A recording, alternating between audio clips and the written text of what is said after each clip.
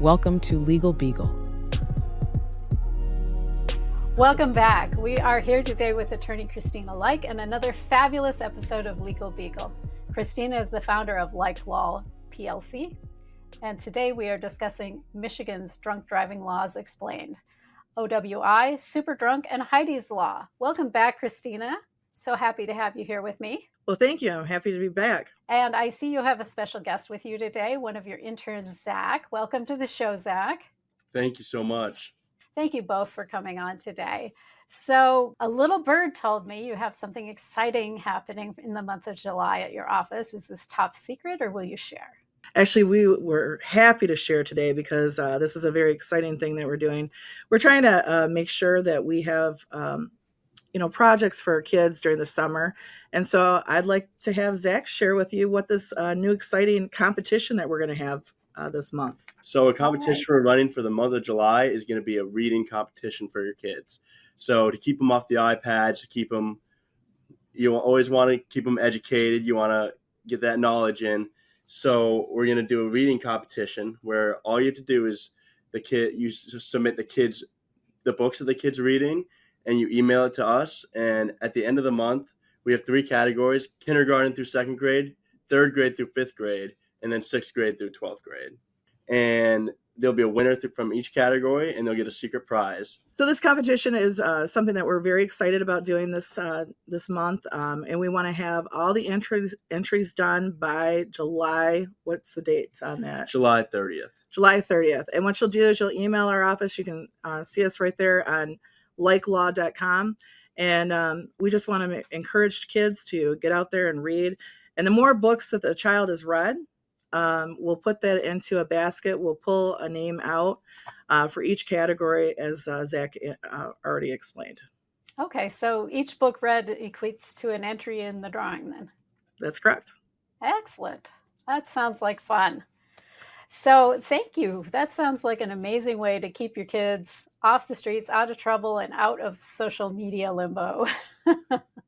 It does. And, we're trying to make sure that people understand that, we understand that they have busy lives. We want to make sure, too, that we're helping out the community, too, as well. Very good. So speaking of helping out the community, I know there's been an evolution around the matter of driving while under the influence. Can you give us a little history of drunk driving and how that has played out in Michigan? Sure. So, years ago, I don't know if you're aware of this, but Michigan's law is a 0.08 is the blood alcohol level. So we call it a 0.08 BAC. That is the level that is for an OWI, which is an operating while intoxicated. And what the history is I'm not sure if the audience is aware that we actually have federal grants that come to us in the state of Michigan, and we have to keep that at a 0.08. It used to be a 0.10, which means that it was a higher level of alcohol you could have, right? Mm-hmm. So that actually was changed because of the fact is that we want that money from the federal government so that we can have it for our highways, and it's supposed to go to the roads. I have actually asked the legislature if that is specifically designated for the roads, but I really haven't received a answer on that as well. But in any case, that is part of the history on that. One of the things that we just recently had passed was that expungements can actually happen now with the first OWI. Which is a very good thing because a lot of individuals get in trouble for operating while intoxicated. And as a criminal defense attorney, I always indicate to the individuals, look, I know this is under the criminal retainer agreement, but I want you to know you're not, labeled as a criminal. A lot of individuals actually are in trouble for OWIs. There's a lot of individuals that actually get in trouble for that. One of the biggest drinking days, though, in the year is actually the night before Thanksgiving. Wow. So, and I really appreciate people actually getting Ubers because what people don't realize is that although you think that a couple drinks, might not affect you, but all things considered, you have what you ate that day, maybe your medication that you took. Maybe you just began drinking. Zach is turning 21 next week. So I thought this was an appropriate category today because I want to make sure that our interns are safe. Obviously, if you're underage, don't drink because we have a zero tolerance policy in the state of Michigan as well for underage drinkers. What exactly is OWI? Is this just around alcohol or does this include other substances? It does control other substances. But what I'm focusing on today is the drinking portion of it, because what we have is operating while intoxicated. We also have what is called super drunk. We received that, I believe, from the lobbyists like MAD, Mothers Against Drunk Driving. They're a very huge proponent of not drinking and driving. And that's obvious because I always ask my clients to go and take a MAD program, go through that program, learn from that. There's also a highway safety program that I also have them educate themselves on that as well. That helps with sentencing and allocutions. But as to your question, so an OWI is a 93-day misdemeanor. And what that does, so what the prosecutor actually has to prove is this. So you were actually operating a vehicle on the highway or another place that was open to the public. Okay. It could be also a parking place. People don't realize that parking areas like Myers parking area, that is actually, part of the elements of the crime, that you were actually under the influence of alcohol, right? That's a key factor there. And as a result of the drinking, you were actually substantially deprived of a normal control of the clarity of mind, okay? And that you're unable to drive carefully. And those are the elements of the crime that the prosecutor has to prove. But one of the things that we like to make sure that individuals know is there's a thing called enhanced OWIs. And in Michigan, so if you have an OWI within 7 years, so let's say that, Zach, you had an OWI, you're a lot older now, right? We have him having an OW back in 7 years from now, and that would be 2019. We'll say that, 2018. And now he has a new charge of an OWI. So that is within a 7-year gap. And because you have that 7-year gap and it fits in that 7-year gap, the charge can be an enhanced OWI. And that can be more penalties on the individual. In fact, you can have immobilization of your vehicle. And you also have a minimum days of jail of 5 days up to 180 days of jail, up to a year of jail. So there's quite a bit more penalties for an enhancement. But also that's not talking about the Secretary of State sanctions as well. So wow. People want, and what I like to tell people is this, as OWIs, they do cause a lot of money out of pocket. And there's a lot of fines and costs with that. So there's also what is called an impaired. We always say impaired, but it's OWVI, which is operating while visibly impaired. Visibly impaired, yes. Impaired. I was trying to say that, visibly impaired. But what that is basically all the elements, but it's of what I just stated earlier of the crime. But it's basically that you weren't driving, that it impaired your driving to be a prudent, careful driver, right? Basically, the prosecutor has to prove all those elements that I stated before, but you have to show that there was less care than used for an ordinary care of a prudent driver. So it basically impaired your driving. Yeah, and it was visible. You could tell just by looking. Well, and there, we're going to get into that a little bit later, but because there's lots of discovery that we go through as criminal defense attorneys that helps people in these circumstances so that they don't have maybe an OWI charge, or they don't have the enhanced OWI, or they don't have what is called Heidi's Law as well. Okay, well, since you brought up Heidi's Law, I know some people have probably heard about this. If you're maybe not a native Michigander, maybe you're not so sure what that is. So tell us a little bit about Heidi's Law. So Heidi's Law, I like to, even if someone gets charged for their very first time, obviously I like to go through, what can happen if they receive another OWI or another impaired. So it doesn't matter under Heidi's, like we talked about the enhancement earlier with the 7-day rule, or excuse me, the 7-year rule. Yeah, let's talk about that. So Heidi's law is actually, it doesn't matter what the gap is. So you can have one back 40 years ago, and then another one 10 years ago, and then you have one now. If you have 3 charges, and that can be an impaired and 2 OWIs, that means you have a felony, and that's a 5-year felony. So you can get charged for that 5-year felony. And I will say, yes, and that's very serious because the judge has a minimum standard. So usually the judge has discretion on what to sentence you, and they don't give that discretion. They have to give you a minimum of 30 days, minimum, right? Mm-hmm. And so they can give you like weekends, and we'll ask for that. I personally ask for that if somebody's working, but that's the minimum that they can get. But they can also go to prison too.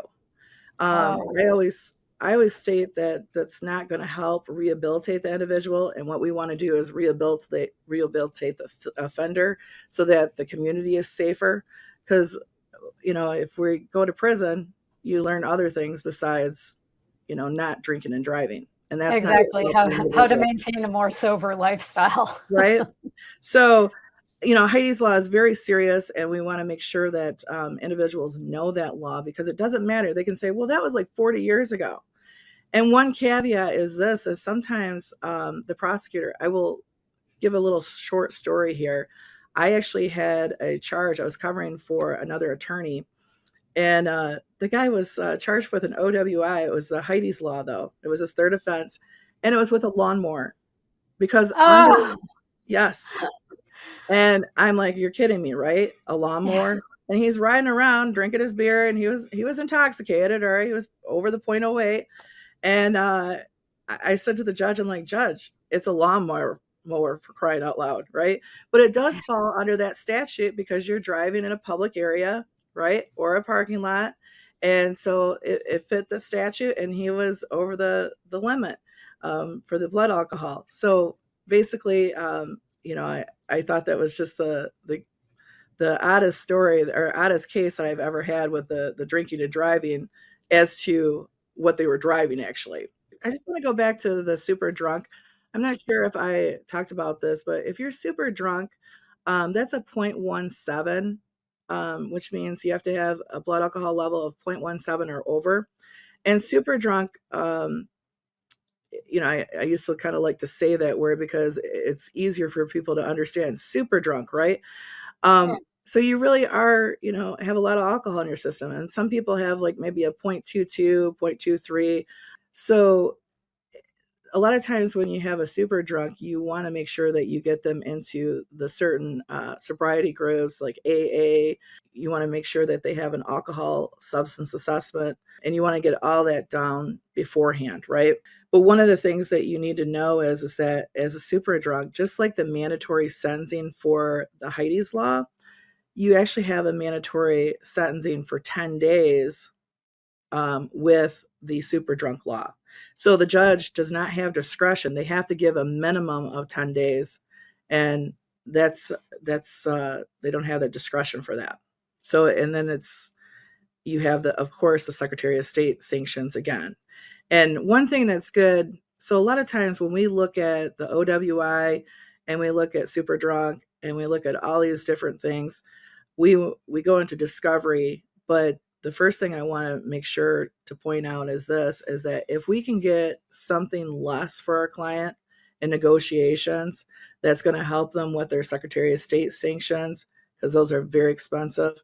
Also with their points on their record, we look at different things that they've done with their life or individual core needs that they need, or we look at what they've actually done or suffered through at that time period. Because there's been a lot of people that have maybe had a death in the family and they've never done this before.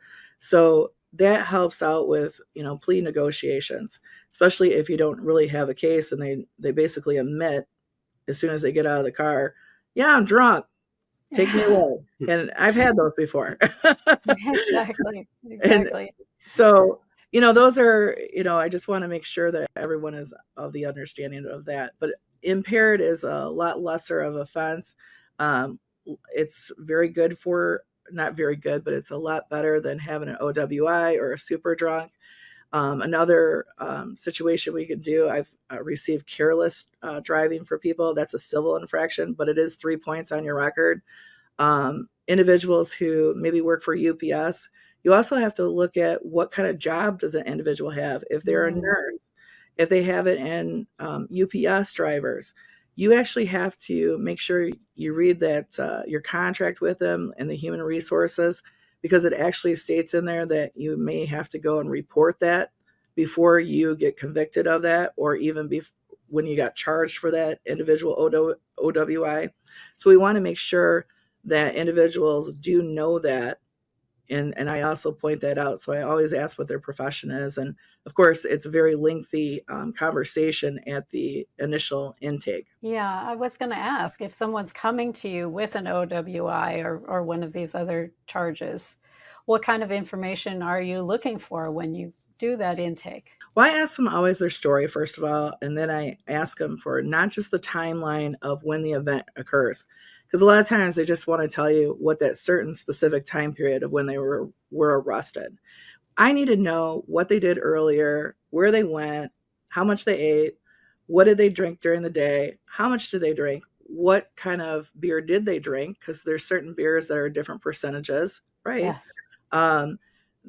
There's also if they drink wine or if they drink, vodka. Some people will tell you certain drinks. You can learn different drinks from individuals too, like a vodka and I think it was cider or something like that. Caramel vodka and cider. Wow. And I thought, wow, that's interesting. But anyway, the other things that we look for too is we look for, are they on medication? Are they diabetic? Do they have, do they eat bread that day? All those factors matter. And then I want to know where the scene was. And then I also want the paperwork that they received from the court, because usually people come to me right before their arraignment or after their arraignment, sometimes in the middle of the case. It all depends. And then afterwards, there is a boatload of discovery that we want to have and also request. And so as to the discovery issue, I'll just answer it now. The discovery issue is that we want to ask for police reports. Obviously, you're going to get a police report. But what we do is we want to FOIA like the videos. And videos means the dash cam, any 911 calls, the recordings, the body cams, anything that we can receive that has any recordings. And I have a list of things that I always FOIA. I also want the logs. I want the daily logs of the calibration of the PBTs and the data master. I also want to make sure that I have the certifications of the police officers, because they have to be certified to actually give you a PBT, right? Which is a preliminary breath test. And we want to make sure that we also, sometimes I actually go to the scene to myself and take pictures of where it's at and then look it up on the computer, or have an intern do that as well. So, and our staff is really good about, especially my interns, they get really involved in it to make sure that we're getting the correct area, the good photographs in case we need to go to trial on that. And it does help us with negotiations as well. As to the videos, what we're actually looking for, first of all, I take the police report and I dissect that. And so I take what my notes were and the timeline that my client gave me, and I take that and I interpret the video with what I see in the police report and also the notes that I received from my client. And you'll see sometimes discrepancies. And the video is good to show, was the stop good? Was there probable cause for the arrest? What kind of sobriety test did the police officers give? Did they do the walk and turn for them? Did they actually go and show the individual how to do the walk and turn? Those are things that I want to look for, because those make a difference. And all the discovery that we are asking for is because of the fact we can actually do a motion to actually dismiss the OWI and an evidentiary hearing. So the police officers actually have to come in, and we ask all the questions prior to the arrest. Then we might even ask about the advice rights, because police officers have to give advice rights to the individual before they go and take the test at the jail, right? There's lots to learn about OWIs and drinking and driving, but my last caveat I would say is this, is that get an Uber if you have one in your area. If you are like me that lives in a small town or kind of out in the country, you want to make sure that you have a friend to drive. Make sure that you always have a buddy system. Your husband drives if you're going to drink. If you're not going to drink, he gets to drink, whatever. But what did you learn today, Zach? I learned that it's not worth it, and a $20 Uber is going to cost you a whole lot less than a DUI or an OWI. That's right. Amen. Okay, well, thank you for all of that wisdom today, and I think that Zach put a really good cap on that. Spend the $20 on the Uber. It will be much less painful and less life impacting than any of these other alternatives. Absolutely. And that's it for today's episode of Legal Beagle. If you've been hit with an OWI, you still have rights, and Kristina Lyke will help you protect them. To learn more or get in touch, visit LykeLaw.com, and be sure to like, subscribe, and share this episode with someone you care about. Thanks for watching. Be sure to hit that like and subscribe button and leave us a review in the comments.